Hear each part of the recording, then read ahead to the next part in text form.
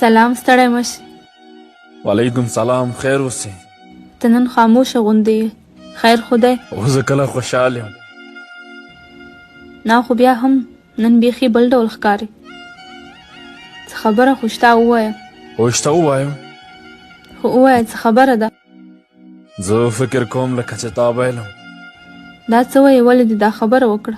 ځکه چې حقیقت دی. خو ولې غلطي څه ده؟ زما څه غلطي ده؟ نه نه نه نه، ستا غلطي نه ده. ښه بیا څه دې ووایه.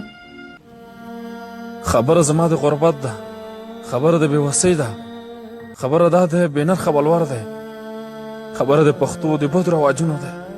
شکر خدایه، ما ویل کله ما غلطي شوې ده. خیر دی، خدای به چاره جوړه کړي. ته ولې بې صبري کوې؟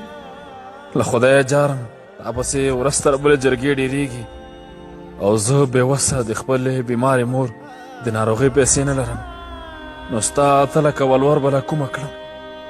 خیر دی، خیر خدای مهربانه دی. ښه یوه چاره شته. څه دې ووایه هله. خبره داسې ده، ته دې په مور ټینګار وکړه، ورته ووایه حق لرم په خپله خوښه ژوند وکړم، په خپله خوښه انتخاب وکړم. نه نه نه نه نه، ما به وژنې دا خبره د پښتنو ملت کې. سبحان الله، دا ته څه وایې؟ اوف، بیا نو زه څه وکړم؟ ته ووایه، کومه بله لار شته؟ زه څه ووایم؟ صبر ولره، خدای به څه چاره جوړه کړي. له خدایه جار شم، زه لاړم، کوشش کوم څه چاره جوړه کړم. صبر، په ځان دې پام کوه. پام د څه لپاره وکړم؟ ولې وکړم؟ خیر دی، جولۍ درته نیسم، په ځان دې څه ونه کړي. سمه ده، لاړم. لاړ شه، خو ستا بېوسې سترګې به مې تر مرګه پورې هېرې نه شي. که مې وبایللې له ما ګیله مه کوه، ګیله له رواجونو او زما له غربته وکړه. لاړ شه، خو رب دې دا وحشتونه او رواجونه په اور لمبه کړي. خو یو خبره زه هم درته کوم، که ستا نه شم نو د بل به هم نه شم، په یاد ولره. نه نه نه نه، زه هسې هم برباد یم، ته ځان مه بربادوه. چوپ که، سهر به وخورم خو بې تا به ژوند ونه کړم. اخ اخ غربته، اخ رواجه، اخ کاش له ما سره داسې نه وی کړی.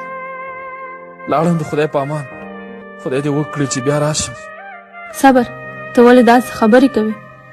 ما خو ویل زهر به وخورم خو بې تا به ژوند ونه کړم، خپل وجود به په انتظار وسېزم، خو تا به پرې نږدم، په یاد ولره.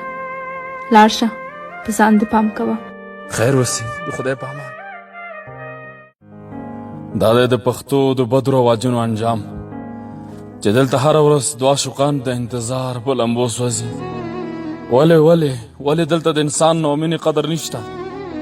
ولې دلته دوه عاشقان مري؟ ولې دلته د یو بل درک کول نشته؟ ولې دلته خپل خور او لور ته حق ورنکړو؟ ولې